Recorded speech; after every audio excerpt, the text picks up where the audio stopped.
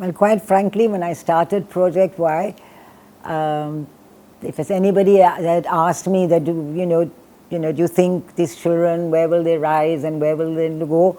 My aim at that time was just to get them through school, to get them to class 12 at least, and then give them basic education. But that was not to be. And 4 of our boys, Suryadeep, Suraj, Gautam and Gaurav, have, believe me or not, made it to the IIT. I'm pursuing BS Data Science and Application from IIT Madras. I'm pursuing BS AI and Cybersecurity from IIT Patna. I'm pursuing my Data Science and Computer Analytics course at IIT Patna. I'm pursuing Bachelor's in Artificial Intelligence and Cybersecurity at IIT Patna. मैंने project Y 2014 में join किया था, जब मैं I think 4th या 5th class में था. मैं प्रोजेक्ट वाई में 2015 में आया था, 5th क्लास में. I joined Project Y in 2017, so then I was in 7th class. 2018 में मैं वहाँ पे आया था और मैं इन लोगों के साथ में मिला था, जो मेरे फ्रेंड्स अभी एकदम हम साथ में पक्के दोस्त बन चुके हैं. जब मैं नर्वस फील करता हूँ तब आहिस्ता स्टैमरिंग, तो फिर वो जो मैम थी प्रियंका मैम, उन्होंने मुझे बहुत हेल्प की, वो कि स्टैमरिंग सबसे होती है तो मैं इसको किस चीज़ में कन्वर्ट कर दो. फिर धीरे मैंने उसको कन्वर्ट किया, चेंज किया और मैंने इसको अपना पावर बना लिया. और मेरे बहुत सारे दोस्त बने, जैसे कि 4 दिख रहे हैं. हम 4 ने मिल के आपस में पढ़ाई की और आपस में कॉम्पिटिशन करने लगे, ताकि हमारी जो एकेडमिक स्किल है वो बेहतर हो सके. प्रोजेक्ट वाई बस हमें पढ़ना लिखना नहीं सिखाता मैम. बेसिकली वो हमारी क्रिएटिविटी को आगे बढ़ाता है, और प्रोजेक्ट वाई आपके टैलेंट को भी निखारता है. जैसे मेरी टैलेंट थी पेंटिंग करना, ड्राइंग बनाना. उस टाइम मैं स्केचिंग करता था, छोटे मोटे कलरिंग करता था. अभी मैं बैकग्राउंड में as a graphic designer intermediate level पे सीख रहा हूँ. मैंने अभी इंटर्नशिप भी की है 1-2 जगह, और मैं अपने कॉलेज में ग्राफिक डिज़ाइन में को-लीडर हूँ. I wasn't a very talkative kid, so when I joined Project Y, I met them, I started speaking. So then I participated in debate competition and declamation competition at school. I was in 8th or 9th class, so I participated and I won that competition at state level. I was first at state level in debate competition, as well as I was first in declamation. जैसे कि मैं अभी आपके सामने पहले के time पे शायद था, और अभी थोड़ा सा आपको दिख रहा हूँ, थोड़ा हड़बड़ाहट में बात कर रहा हूँ, बट ये बहुत कम हो चुका है. पहले के टाइम पे मैं सोच नहीं सकता था ऐसे कि मैं आपके सामने ऐसे बोल पाऊँगा. एंड एक इंसिडेंट मेरे को याद है कि पीच के टाइम पे मैंने बोलना स्टार्ट किया था, एंड 2 लाइन्स बोलने के बाद में मेरे को बहुत ज़्यादा अंदर से एनजाइटी सी फील हो रही थी, तो स्टेज से मैं भाग के आ गया था खुद ही ऐसी. बट क्योंकि हमारे जो सर थे 8th क्लास में, अमोल सर ने बहुत सारे टाइप के हमें ड्रामा सिखाए थे, जिनमें से माइम था. उस माइम और उसके बाद में उन्होंने हमें स्पीच में सिखाया था कि कैसे आपको स्टेज नर्वसनेस जो आपको कम कैसे करनी है अपनी. डिफरेंट टीचर ने मेरी डिफरेंट तरह हेल्प की. जैसे कि प्रियंका मैम ने मुझे हेल्प की मैं बोलने को लेके, सोने मैम ने मेरी इंग्लिश अच्छी की, और अमोल सर ने मेरी अच्छी की science and social science. Amol sir की सोशल साइंस बहुत अच्छी थी, तो इसकी वजह से क्या हुआ कि मैंने 10th के बाद मैंने बहुत सारे गवर्नमेंट एग्जाम के फॉर्म भी भरे. तो फिर पेरेंट्स बोलने लगे कि तू आर्ट्स ले ताकि आगे जाके गवर्नमेंट जॉब कर सके. मैंने बोला कि मैं आर्ट्स लेके नहीं, मैं साइंस लेूँगा, क्योंकि साइंस लेके भी हम कुछ भी कर सकते हैं, और साइंस में मैं इंटरेस्ट भी था, और साइंस में ही मेरा आगे जाके सपना भी था. लेकिन फिर मैं थोड़ी बोला और स्कूल में जाके फॉर्म सबमिट करके आ गया. 10th के बाद तो प्रोजेक्ट वाई में क्लासेस नहीं होती थी हमारे, क्योंकि हमने साइंस लेना था और प्रोजेक्ट वाई में साइंस स्ट्रीम नहीं थी हमारे पास. बट वहाँ के जो सर थे, धर्मेंद्र सर और अमोल सर से हम कनेक्टेड हैं. हम गाइडेंस लेते रहे कि हमें क्या करना है क्या नहीं करना है. और हमारा ऐसा टाइम ही था कि हमारे 10th के बाद हमारे पास कोविड का आ गया था सिनेरियो, तो अब हमारे पास बहुत लिमिटेड रिसोर्स बचे थे, क्योंकि हमारे पास कोविड भी आ चुका था और हम ज़्यादा ट्रैवल भी नहीं कर सकते, क्योंकि हमारे पास इससे एक्सपेंस के लिए पैसे ही नहीं थे. अब हमारे जो पेरेंट्स भी थे वो इतने अच्छे कंडीशन में नहीं थे कि वो बड़ी बड़ी कोचिंग लगा सकें. हमें बड़ी कोचिंग में भेज सकें जहाँ की फीसेस 1.5 लाख है, 2-2 लाख है.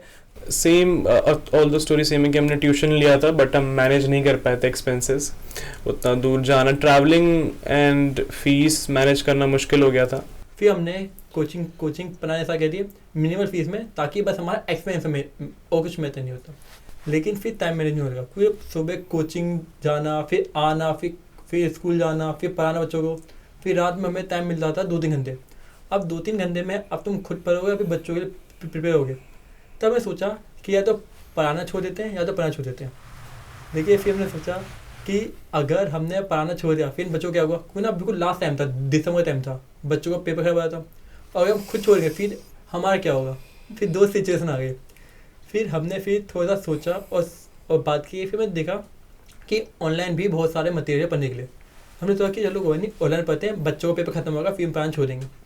धर्मेंद्र सर और अमोल सर से हम कनेक्टेड हैं, हम गाइडेंस लेते रहे कि हमें क्या करना है क्या नहीं करना है। हमने सर से गाइडेंस ली कि हम सर कैसे प्रिपरेशन कर सकते हैं, हमें आईआईटी ही क्रैक करनी है, हमें इंजीनियर ही बनना है। तो सर ने बताया कि तुम अगर तुम बड़ी कोचिंग में नहीं जाते हो तो तुम लिटिल स्टेप लो, तो बेस्ट रिसोर्सेज ढूंढो। प्रोजेक्ट वाई ने साबित करके दिखा दिया कि हर बच्चे में एक पोटेंशियल है, हर बच्चे में टैलेंट है, बस उसको एक राइट टाइम पे एक राइट प्लेटफॉर्म मिल जाए तो वो बच्चा अपनी मंजिल को इजीली अचीव कर लेता है।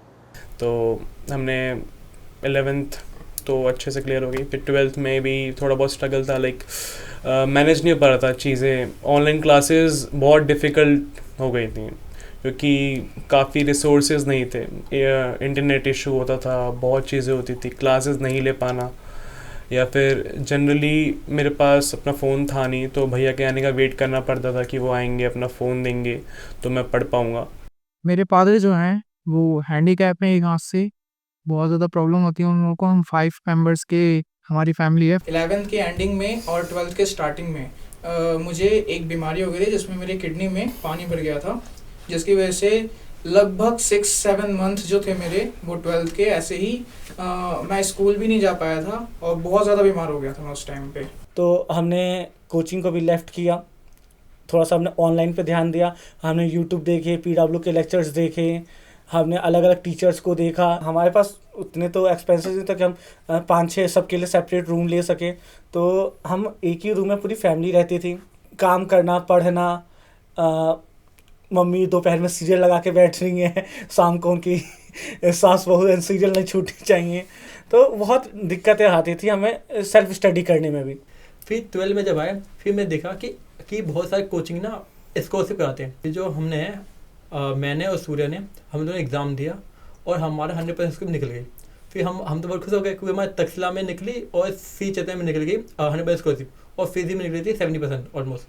फिर मैं सोचा कि 70% नहीं अच्छा है कि हम तक्षशिला और साई चैतन्य चल जाए। वहाँ हम जाने लगे, वहीं से हमने ऑलमोस्ट 12 खत्म की अच्छे से, और वहाँ के टीचर थे IITian, तो वहाँ से हमें बहुत अच्छी गाइडेंस मिली कि JEE कैसे निकाले। प्रोजेक्ट वाई ने पास और प्रेजेंट में ही नहीं, फ्यूचर में ही हमें बहुत इम्पैक्ट करेगा।